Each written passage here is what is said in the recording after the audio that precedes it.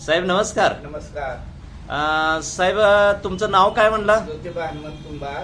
ज्योतिबा हनुमंत कुंभार. राहणार वळवट्टी, तालुका आजरा, हा. जिल्हा कोल्हापूर. अच्छा अच्छा. ज्योतिबा हनुमंत कुंभार, गाव वळवट्टी. वळवट्टी जवळ कुठलं म्हणजे जवळपास कुठं आलंय? आजराच्या शेजाराला 5 किलोमीटर आहे. आजरे शेजारी म्हणजे उत्तूर जवळ येतं का? नाही, आंबोली रोड. आंबोली रोड. अच्छा अच्छा अच्छा. तर वळवट्टी गाव आणि तालुका आजरा. बर बर बर.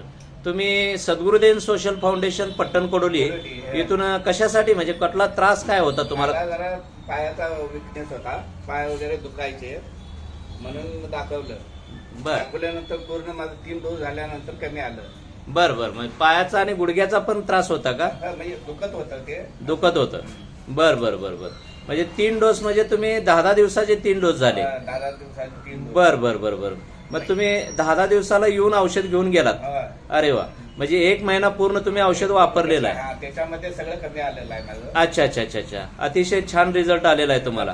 तुमचं दुखणं कमी आलेलं आहे, गुडघ्याचा त्रास कमी आलेला आहे, तुम्हाला फ्रेश वाटतंय, पचन संस्था व्यवस्थित आहे. संडास वगैरे म्हणजे चांगलं आहे, बाथरूमला वगैरे सगळं व्यवस्थित आहे. अरे वा.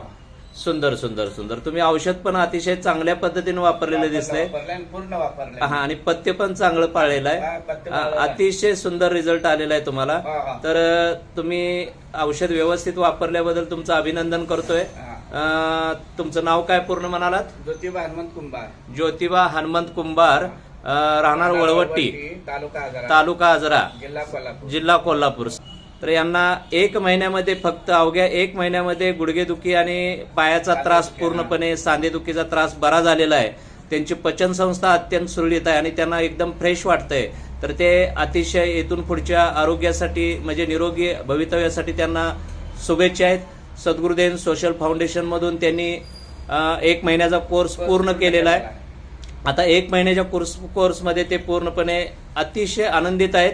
आणि इथून पुढे सुद्धा तुम्ही अवतीभोवती असणाऱ्या पीडित लोकांना सदृढ करावं, चांगल्या पद्धतीने त्यांना येण्यासाठी प्रेरित करावं अशी अपेक्षा व्यक्त करतो. धन्यवाद.